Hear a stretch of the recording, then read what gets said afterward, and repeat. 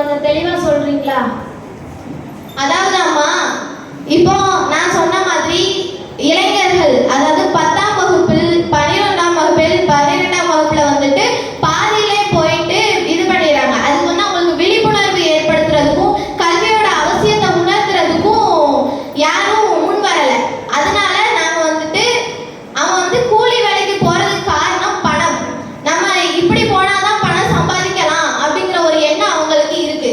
அதை நம்ம தடுத்து கல்வியின் மூலமா நம்ம அதை விட சம்பாதிக்கலாங்கிறத உணர்த்துற வகையில தான் நம்ம அந்த திட்டத்தை கொடுத்தோம். கலைச்செல்வி கலைச்செல்வன் அப்படிங்கிற திட்டம் மட்டுமல்லாமல் மற்ற ஊக்கத்தொகைகளையும் நம்ம கொடுத்துட்டு வரோம். இதன் மூலமா அவங்களுக்கு பணமும் கிடைக்குது, கல்வியும் கிடைக்குது. கல்வியினுடைய இது அத்தியாவசியம் என்ன அப்படிங்கிறத பத்தியும் அவங்க புரிஞ்சுக்கிறாங்க.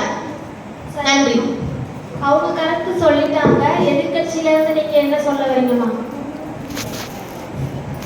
ஏமா, நீங்க சொல்றது எல்லாமே சரிதான். குழந்தைகளுக்காக நாங்க அது பண்ணோம் இது பண்ணோம்னு சொல்றீங்க. நீங்க சொல்றது எப்படி தெரியுமா இருக்கு? ஆளே இல்லாத கடையில டீ ஊத்துற மாதிரி இருக்குது. ஆயிரக்கணக்கான நீங்க பள்ளிக்கூடங்கள் கட்டினாலும் அந்த பள்ளிக்கூடத்தை பூட்டி வச்சு என்ன செய்ய போறீங்க? ஆசிரியர்கள் இருக்கிற பள்ளிக்கூடத்துல குழந்தைகள் இருக்கிறது இல்லை, குழந்தைகள் இருக்கிற பள்ளிக்கூடத்துல ஆசிரியர்கள் இருக்கிறது இல்லை. ஆசிரியர்களுக்கு நீங்க போதிய ஊதியம் கொடுக்காததுனால ஆசிரியர்கள் பணியிடங்களுக்கு வரமாட்டேங்கிறாங்க. குழந்தைகளுக்கு நீங்க சரியான கல்வி கொடுத்தா குழந்தைகளை நாங்க கண்டிப்பா பள்ளிக்கூடத்துக்கு அனுப்புவோம். அவங்க சொல்றது என்னமோ கரெக்ட் தான். குழந்தைகள் கல்வி கற்கிறதுக்கு அரசாங்கமே முழு முயற்சியை போட்டு ஒரு பிரயோஜனமும் இல்லை.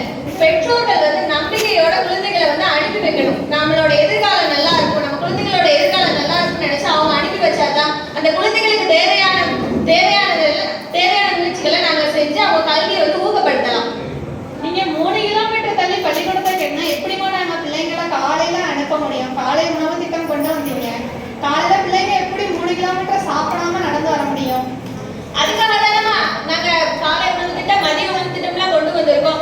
இன்னும் கூட அவங்க தலைப்பு போக்குறதுக்காக மாலையில தேநீர் கூட தரோம். அவங்களோட கல்விதான் எங்களுக்கு ரொம்ப முக்கியமான விஷயமா இருக்கு. மாலையில தேநீர் கொண்டு வரீங்க, நிதின்னு 1000 நிதியை கொண்டு வரீங்க. அந்த ஒரு நிதியாவது நீங்க ஒழுங்கா செயல்படுத்துறீங்களா? 10 ரூபா டீ கூடமா எங்க குழந்தைகள் வாங்க முடியாது. இப்படி நீங்க நிதியில இலவசமா நிறைய கொடுத்து எங்க குழந்தைகளை இடைவெளியில நீங்க தான் தள்ளுறீங்க. அவங்களுடைய கருத்தை சொல்றாங்க. நீங்க அதுக்கு என்னமா சொல்ல வரீங்க? அதாவது அம்மா, ஏழ்மை நிலைன்னு சொல்றாங்க. அந்த ஏழ்மை நிலையை வரவிடாம தடுக்கிறதுக்கு நாங்க தொழில் துறையிலையும் பல வளர்ச்சி திட்டங்களை நாங்க கொண்டு வந்துட்டு இருக்கோம். இப்போ தொழில்துறையில சிறப்பா விளங்குற மாநகரம் எதுனா சென்னை, கோயம்புத்தூர் இந்த மாதிரி நகரங்கள். அங்க வந்துட்டு நாங்க பல்வேறு கணக்கான இளைஞர்களுக்கு நாங்க வேலை வாய்ப்பை தரோம். அது மட்டும் இல்லாம சின்ன சின்ன தொழில்கள் மூலமா 60 லட்சத்துக்கும் மேற்பட்டவருக்கு நாங்க வேலை வாய்ப்பு அளிச்சிட்டு இருக்கோம். இன்னும் வேலை வாய்ப்பு இல்லாதவங்களுக்கு கூட நாங்க தொழிற்சாலைகளை கட்டி, அது மட்டும் இல்லாம வேற எது மூலமா வேலை கொடுக்க முடியும் அப்படிங்கிறதுக்காகவும் நாங்க பல முயற்சிகள் எடுத்துட்டு இருக்கோம்.